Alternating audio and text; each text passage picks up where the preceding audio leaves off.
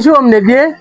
Oui, bonjour. Biso nous fait des TV Média Ligne. Au quoi se présenter, toi, Babé Ngakunan. Quel rôle nous jouons dans la communauté de TV Nouvelle? Oui, merci pour la question. Comme on a eu frère Meshak Mbachi, Nazali, moi, membre de la communauté des édiers Vie Nouvelle, Nazan la commission intercession, donc membre et intercession des intercesseurs, Nazan la comité directeur et jeunesse comme secrétaire adjoint, Nazan la commission sociale comme membre et puis dirigeant, et Nazan serviteur la communauté et puis précisément dans la cellule il y a Bikanga.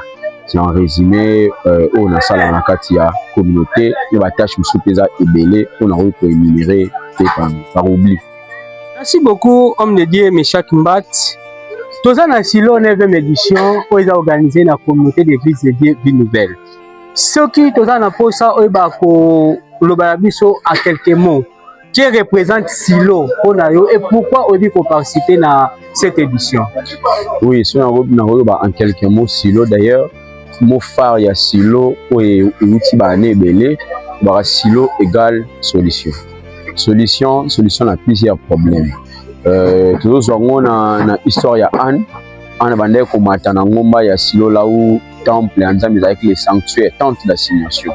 Pourquoi? Parce que azalaki na mwana te azalaki na posa azwa mwana et na komata na Silo où bandé komonana physiquement comme habitude, mais son attitude la sakazaki vraiment a besoin d'obtenir quelque chose et na komata wana na ko implorer nzambe ndazwa ki solution azwa ki mwana oyo Samuel bisona so totanga na makomi ya nzambe.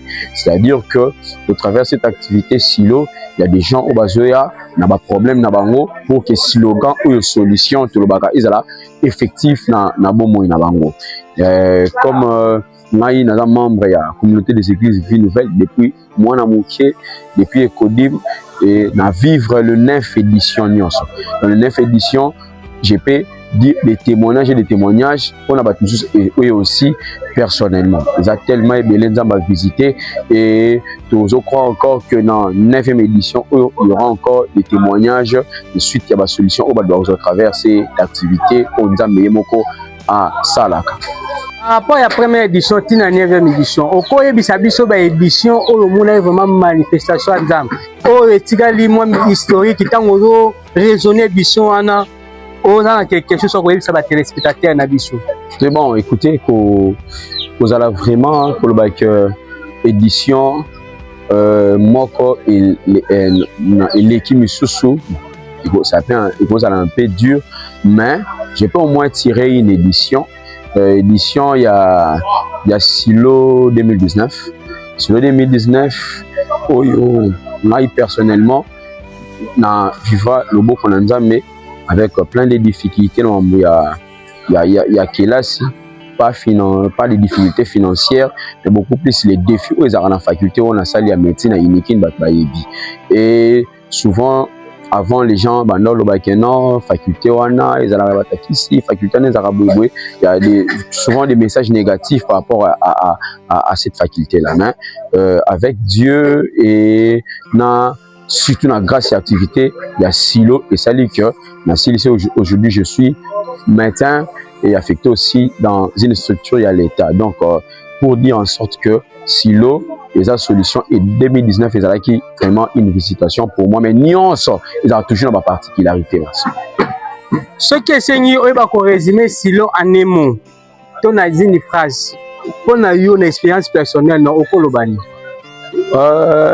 Pour une expérience personnelle pour résumer Silo pour ngai na koloba ezali réponse à tout. Ça dit que les problèmes ezali yo il y a quand na question il y a quand na ba mituna na lingala utoloba o nzambo ça les a apeshoka réponse eza pour tout le monde oya okoluka.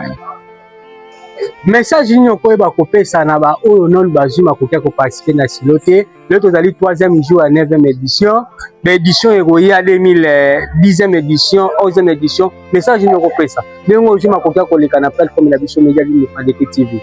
Ok, message ezali simple. Baya, tout ça dans le 3e jour, il y a encore 4 jours. 4 jours, il y a visitation, il y a miracle, parce que il est venu libérer les captifs. Il là, c'est Jésus. Donc, Baya, beaucoup d'années à Jésus, parce qu'ils ont marqué déjà présence dans Silo. Les 4 jours, c'est pas tard. Ce qui baye, beaucoup d'années à Jésus-Christ et à couper sa solution.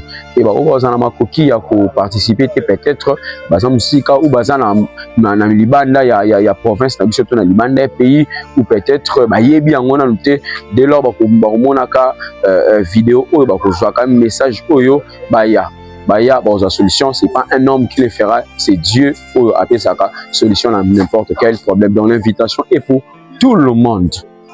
Merci beaucoup Moussa Lanza. Je vous en prie.